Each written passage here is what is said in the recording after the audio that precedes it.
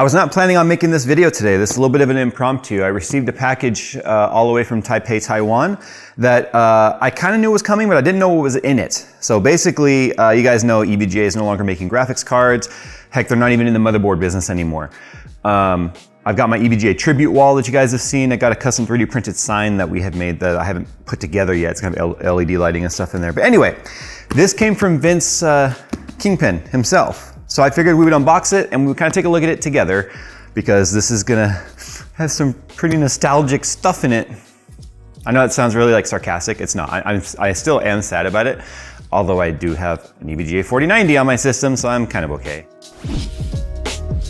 The EK Quantum Surface radiators are available in many sizes and colors, offering the flexibility needed for any build. With 3 performance categories including Slim, Performance, and Extreme, the EK Quantum Surface radiators can keep even the most demanding components cool. And the multi-port options provide the modularity to make tube routing as clean and as simple as possible, regardless of your case. To see the full list of features, follow the sponsored link in the description below.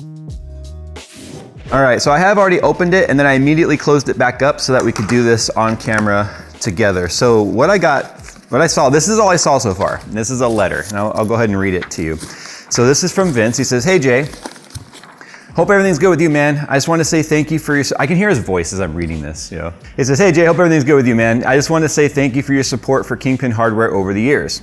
It's always meant a lot to me, and when you started doing videos about them, many more mainstream enthusiasts were able to understand more and see the value of the extra effort, time, and cost that we put into them." That paragraph alone just makes me feel so validated in why I do the types of videos that I do. Anyway, moving on. And to have it come from someone like him means a lot to me. It says, "I included some KPX and shirts, hope they're the right size." So KPX, you know, is a KINGPIN Extreme Thermal Paste, and it's funny because we were running low on that because I've been using it on everything for like the last 3 years. He says, "I'm giving you 2 special things for any serious collection of this hardware." Now he knows I've been collecting KINGPIN cards. That's what's on the wall. And I've had so many people email me saying, "Hey, I've got an EVGA 750 if you want it." I'm not collecting EVGA cards, I'm collecting KINGPIN cards. 2 very special PCBs. First one is the only EVT revision EVGA KINGPIN 3090 Ti PCB ever. And it was also his last video card. So it was basically like it was a 3090 Ti card that he was working on, 3090 Ti like KINGPIN EVT revision. I'm not sure what EVT is, to be honest, I'll have to look that up. But it was his last project on graphics. And he put a sad face emoji right there, see? Sad face. I understand. And the second one is the only KP card that never got released, the 1080 KINGPIN. There was a 1080 Ti KINGPIN, I have one, but the 1080 KINGPIN, there's only 3 PCBs total of that in the world. Cheers, Vince. So let's take a look. I'm excited to see these PCBs. More stuff to go on the KINGPIN wall. So this is just packing spacers. Yay, the big tubes, thank God. You'd be surprised how much of this we've gone through. So, all right, oh, 5 of them, holy crap. Okay, so there's that. I'm so excited for that alone, you don't even know. These are the PCBs, and then we got our KP shirts.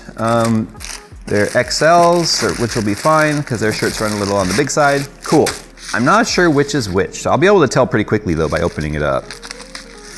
This one is, oh, and he signed them too. I'm pretty sure this is gonna be the 1080, but let me just look at the other board to see. It's just funny because this is what they look like before all the SMDs are put on. They're just big pieces of, yes, this one here is for sure the new one, because you see how this has like this coppery look? Let me show you what the actual like completed one looked like, the 1080 Ti. So it's probably even a very similar PCB layout, and I think that's why he made the pieces on here that show like copper looking, because this is when they had like just the solid copper heat sinks. I mean, look, that's solid copper. It's not like copper plated. No, these were actual copper everything. This was one of the coolest designs in my opinion. It's just mesh everywhere, fans, and copper. But the 1080 Ti, as you can see, came out. This is a 1080 non-Ti PCB. It'd be fun to take the cooler off and compare the layouts and stuff.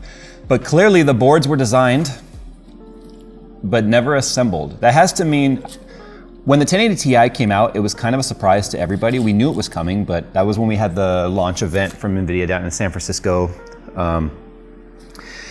And that was all they launched, was the 1080 Ti. But this is kind of neat. This will be easy to display on the wall too, because it's not heavy. clearly. Feels like you could still beat someone with this. Their PCB layers and the thicknesses were insane. Also too, the 3090 Ti, look at the die size difference between the two.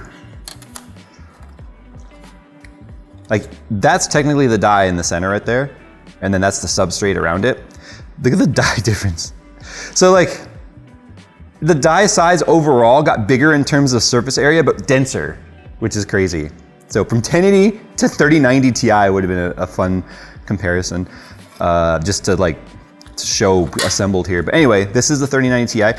I love how EVGA always stayed very much as close to the same form factor size as possible. They didn't just go gigantic for the sake of going gigantic.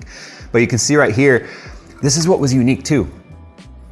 It's almost like, so if you guys aren't aware, this is still the 12 volt high power plug. It just doesn't have the sideband. So the 3090 Ti's had this very similar, in fact, it's identical plug minus the keying on them. So you couldn't plug an old one into a new card without the 4-pin sideband. So it was kind of where they had started the idea of getting people ready for the small connector.